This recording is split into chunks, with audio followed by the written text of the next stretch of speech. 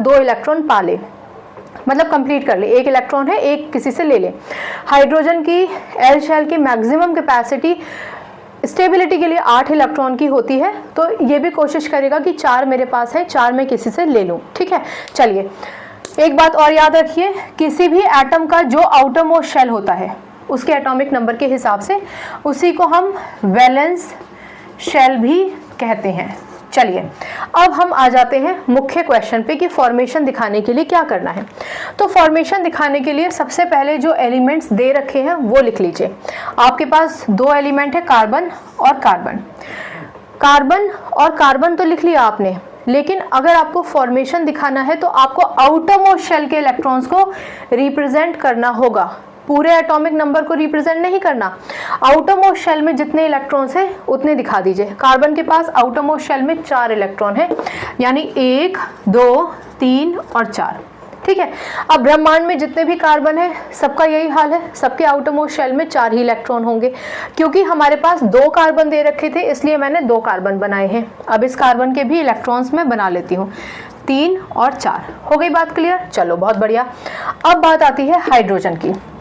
Hydrogen जिसके पास एक ही shell है वो भी इनकम्प्लीट है। अब क्योंकि 4 हाइड्रोजन है तो मैं 2 हाइड्रोजन इस कार्बन की तरफ अप्रोच करते हुए दिखा देती हूँ और 2 इसकी तरफ। मान के चलिए एक हाइड्रोजन आया अपने एक इलेक्ट्रॉन के साथ। यहाँ एक छोटा सा पॉज लीजिए, हमने हाइड्रोजन के इलेक्ट्रॉन को क्रॉस से दिखाया है, आप चाहेंगे तो डॉट से भी दिखा सकते हैं। दोनों को डॉट से या दोनों को क्रॉस से दिखा सकते हैं, या फिर एक के इलेक्ट्रॉन्स को डॉट से और दूसरे के इलेक्ट्रॉन को क्रॉस से दिखा सकते हैं, कोई फर्क नहीं पड़ता, छोटा सा क्रॉस बनाइएगा। एक हाइड्रोजन यहाँ से आया, इन दोनों हाइड्रोजन ने इस कार्बन को अप्रोच किया है। अब बाकी के बचे 2, तो एक हाइड्रोजन यहाँ से आया और एक हाइड्रोजन यहाँ से आया। इतना समझ में आ गया आपको? हाइड्रोजन ने अप्रोच किया कार्बन को। क्यों अप्रोच कर रहे हैं? क्योंकि ये चाहते हैं कि ये स्टेबिलिटी गेन कर ले, ठीक है। स्टेबिलिटी का मतलब अपने अपने आउटर मोस्ट शेल को कंप्लीट कर ले। चलो अब कहानी सुनो।